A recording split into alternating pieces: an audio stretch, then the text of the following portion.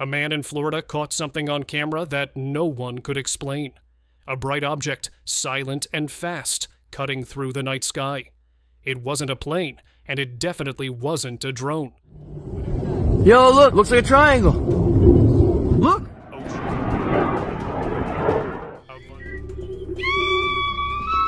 When investigators looked into it, they found reports of strange lights in that same area for weeks. What followed turned a quiet Florida town into the center of a mystery that still has no clear answer. Why is Florida ground zero for unusual sightings, and what happened next? On a Monday night in May 2019, in the Midway area of Santa Rosa County, Florida, witness George Sheldon III found himself looking toward the southern sky and noticing something he'd never seen before, which was a bright light flashing like a beacon. According to the local news station, he was scanning the heavens around 11:30 p.m. CDT when the object appeared and seemed to be positioned in front of the cloud layer in the sky. Sheldon described how the spacecraft, if that's what it was, literally lit up the clouds around it. It cast illumination that made it clearly distinct against the night sky backdrop. Without any hesitation, he grabbed his cell phone and took a photograph of that moment. As an avid skywatcher, he later admitted that even if he often looks upward, he has never seen anything like this, and guessed that it was definitely not a conventional military aircraft. The object was hovering in front of the clouds and intermittently flashed a beacon-type light, which was something that was both unusual and intentional. The fact that the brightness made the clouds around it cover glow suggested that he was looking at something way more powerful than what a normal aircraft navigation light would generate. Sheldon's tone was serious and contemplative rather than sensational. He wasn't exactly afraid, but he was curious and recognized that he was most likely looking at an extraterrestrial aircraft. 1987 Gulf Breeze UFO. In the late autumn of 1987, the small community of Gulf Breeze, Florida, found itself thrust into the spotlight when local contractor Ed Walters claimed on November 11th that he had photographed a hovering craft near his home. According to Walters, the craft appeared in his yard, hovering about 200 feet above the ground. It was definitely not a human-made craft, as it was shaped like a top with portals around it and ringed by lights. Walters reported rushing out of his house, grabbing a Polaroid camera, and taking 5 distinct photographs of the glowing object. But then, you won't believe what happened next. He was struck by a blue beam of light from the craft, which immobilized him briefly, left him with his arms motionless, and made his chest unable to expand. Then, the light dropped him back to the ground. When that happened, he heard a voice saying, "We will not harm you." After Walter's initial claim, many other residents in the Gulf Breeze started seeing a lot of UFOs in the sky, almost like aliens were focused on that region. Many people reported seeing anomalous lights, hovering craft, and even close encounters with humanoid beings. Some reported glowing orange or blue beams, silent top-shaped objects, and strange interactions that matched the descriptions in Walter's photos. The incident also caught the attention of the UFO community. Organizations such as MUFON lauded the case as one of the strongest UFO flap episodes in U.S. history, especially since there were multiple witness reports and photographic evidence. Yet, the case also stirred strong controversy and skepticism. In 1990, a styrofoam model of a flying saucer-type craft, closely matching the craft in Walter's photographs, was discovered in the attic of his former home after he and his family had moved away. The model consisted of foam plates, paper rings, and windows drawn on drafting paper with what appeared to be Walter's handwriting. But many critics don't believe that there was really a sighting in Gulf Breeze and say that it's all a hoax. Still, supporters continue to argue that the model might have been a plan to discredit him. When investigators analyzed the actual photographs of the Polaroids, they found some anomalies. But it couldn't have been possible to fake a Polaroid.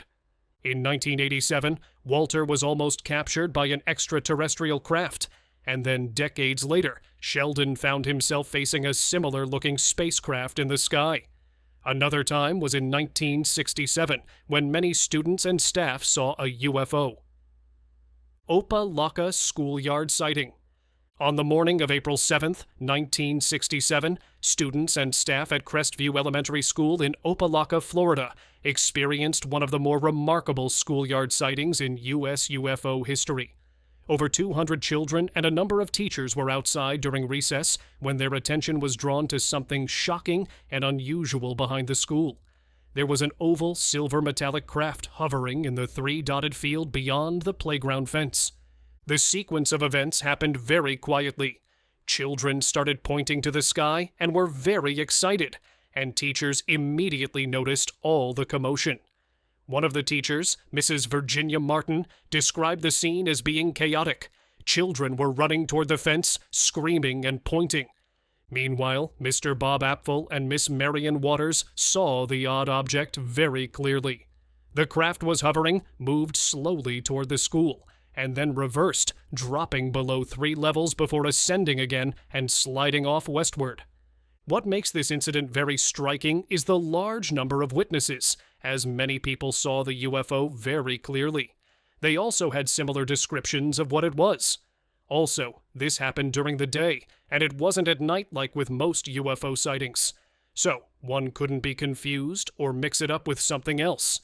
If there were only children, it would have been hard to believe. But there were trained adults there too. When investigators looked into it, they discovered that it was the second day in a row that at least one teacher and students had seen a metallic-looking object north of the school grounds. Investigators arrived from nearby Homestead Air Force Base in the afternoon to interview teachers and students, though official public statements remained minimal. The incident attracted a lot of media attention at that time, but it was later covered up until the mid-2000s, when UFO researchers were looking into what was happening in Florida and found some shocking evidence. Some skeptics still think that it was a military helicopter or a low-flying aircraft, but all the witnesses say that it was definitely not human-made. Decades later, former teachers and even students remember this sighting clearly. And around the time that it happened, James Flynn, an experienced hunter, had a shocking encounter in the Florida Everglades. James Flynn Everglades sighting. On the night of March 14th into the early hours of March 15th, 1965, veteran woodsman James W. Flynn ventured into Florida's Everglades with his hunting dogs and swamp buggy, fully at ease in the wild terrain. He was used to going into the swamp, but he didn't expect that he would see something shocking. His trip took a sudden turn when his dogs bolted into the darkness after a deer, and he heard what he described as a shot echoing through the trees. He was concerned, so he set off in his swamp buggy, navigating rough marsh and cypress until around 1 a.m. And then he found himself facing something shocking. At first, he thought it was a helicopter or some secret aircraft, but he saw something shocking instead. There was a broad, inverted, cone-shaped object that was hovering about 200 feet above the treetops. Its underside was glowing with an orange-red halo and rows of square, yellowish windows around the midsection. Flynn moved closer, and the dogs were restless in the cage behind him. He advanced on foot until he reached the edge of the glowing circle under his craft. There he raised his arm in greeting, expecting a response.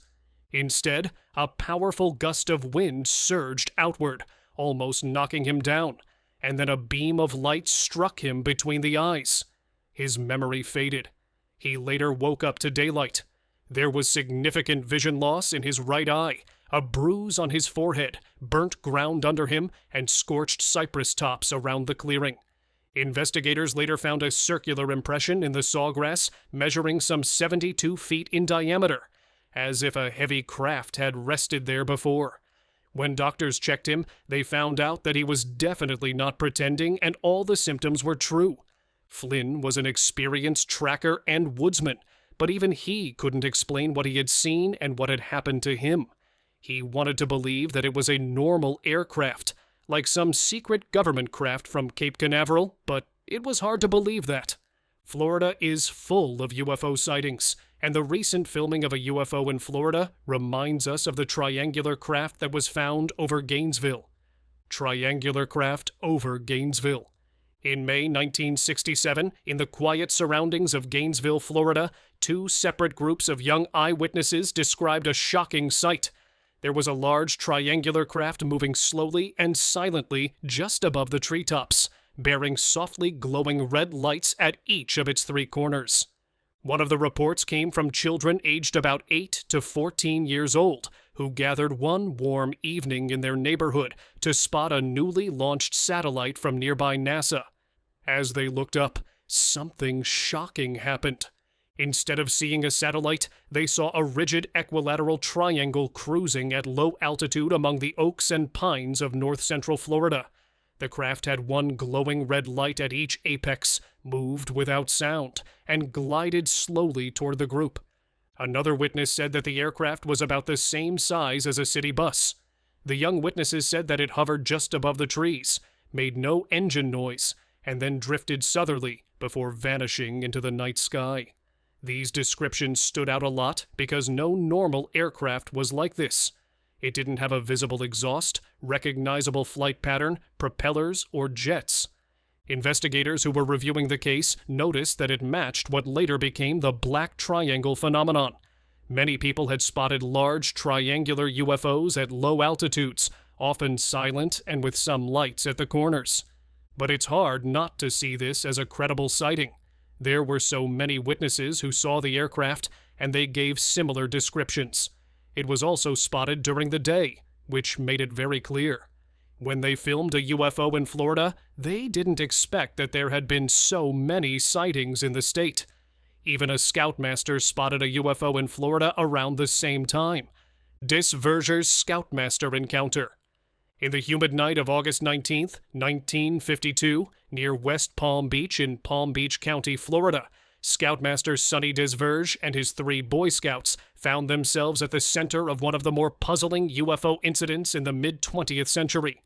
According to the UFO researchers, Desverge spotted a series of white lights descending into a palmetto grove. He left the vehicle with a machete and flashlight, instructing the boys to stay behind in case he didn't return within 15 minutes. He went into the dense foliage alone and reported that there was a very nauseating odor and oppressive heat. Soon he found himself under a low, hovering metallic object, described as dark-colored, circular, and lit with a phosphorescent glow. There was a loud metal-on-metal sound like a hatch opening, heralding a red flare-like ball of light or mist drifting toward him. Overwhelmed, he lost consciousness and emerged later, disoriented with burns around his hands and forearms. When doctors checked his body, they found 3 tiny burn holes, and the surrounding grass showed charring of roots and lower blades. Law enforcement arrived on the scene and reported that in the 19 years in the county, they had never seen someone so scared. Desverge was incoherent, clutching his machete and flashlight as he stumbled from the woods. The boys only saw the white lights descend, and Desverge flashed his torch before all went dark. Despite the physical trace evidence and how important the claim was, the case remained controversial. Some experts point to the character issues in Desverge's life and odd inconsistencies in the story. But Florida isn't the only place that has seen shocking UFOs. They didn't only film a UFO in Florida, but also in California, where a pilot spotted something shocking. Troy 21. In mid-September 2024, a shocking incident happened in the skies over California and has gathered a lot of attention. A military pilot using the call sign Troy 21 was flying a Beechcraft 350C at an altitude of about 20,000 feet in controlled airspace when he radioed air traffic control that he had something pass underneath his wing. He described it as maybe a football-sized dark gray cylindrical object flying what seemed to be 10 feet under his right wing. The timing and context deepened the mystery. The pilot reported the incident around 2:30 p.m., operating under what seemed to have been a mission connected to the Department of Homeland Security. The aircraft was noted as having advanced sensors and radar systems used for tracking. What makes the event even more shocking is that about 40 seconds later, the pilot's radar or air-to-air system registered about 60 miles away. If this was the same object that passed so near the wing, it would have required a speed of Mach 2 or greater to cover the distance in that brief interval. It was far beyond what a normal drone or small aircraft could achieve at that altitude. Despite the proximity of the near miss and the recording of the pilot's own radio call, there is no public explanation. One air traffic controller, in the same recorded audio, is heard saying, "There was a UFO reported here, but that's all taken care of now." With all the evidence, like the trained military pilot, the controlled airspace, and the radar data, this has become one of the strongest pieces of evidence of UFOs. Another time, a military veteran also spotted a massive UFO, another sign that there's high UFO activity in the U.S. Egg-shaped aircraft. Former U.S. Air Force veteran Jake Barber has come forward with shocking claims about his alleged role in a secret U.S. government program tasked with retrieving unusual aerial objects. He described encountering a pearly white, egg-shaped craft that was not from Earth. The event happened at night during one of his retrieval missions, where he piloted a helicopter and used a long-line sling to transport the object. He said that he observed a craft from about 0 to 150 feet away through his night vision goggles, and saw that there was no engine or thermal signature. It wasn't like any known human aircraft. The size was similar to a large SUV, about 20 feet in length, and he described it as a seamless, smooth, and metallic white aircraft. Barber also said that the later communications with high-level members of a UAP task force allegedly confirmed that the object he retrieved was non-human. To make things even more interesting, other veterans claim to have witnessed the same craft. In addition to his description of the craft itself, Barber revealed that the mission's handling protocols changed dramatically once the object was identified, noting his team's immediate recognition that they were dealing with something extraordinary. Just visually looking at the object, you could tell that it was extraordinary and anomalous, he said. There have been many sightings of UFOs and USOs in Florida and California, making experts more interested in what's happening with Florida.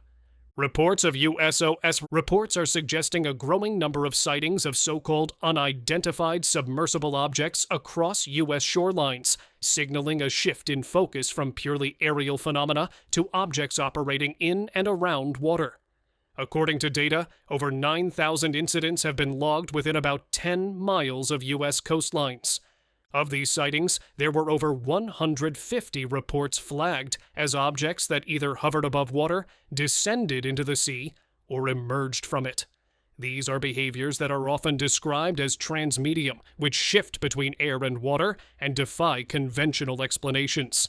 There were 306 USO sightings in Florida and 389 reports in California.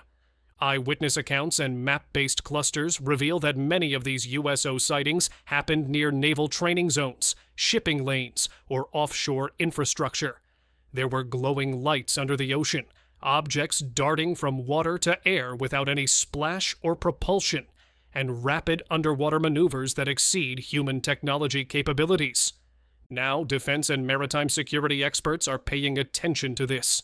For example, Tim Gallaudet, a retired U.S. Navy Rear Admiral, has publicly warned that such USOs may jeopardize U.S. maritime security if they truly represent vehicles or technologies currently unaccounted for by conventional forces. Rise in Florida UFOs. Now, Florida is seeing a notable rise in reported UFO sightings, according to recent data. In 2024 alone, the state had over 60 new cases by mid-year, with residents describing luminous or weirdly behaving craft in different places. With over 7,700 reports recorded since tracking began, Florida now ranks second in the U.S. in total UFO sightings, just after California. The rise in reports has now increased due to access to smartphones and recording devices, and many people are now looking out for what's happening in the skies. Since they filmed a UFO in Florida, something shocking happened. Florida has a surprising history of UFO sightings, whether they're weird spheres or spacecraft. What do you think this means for Florida? Let's know your thoughts in the comments. So, thanks for watching this video, and we will see you in the next one.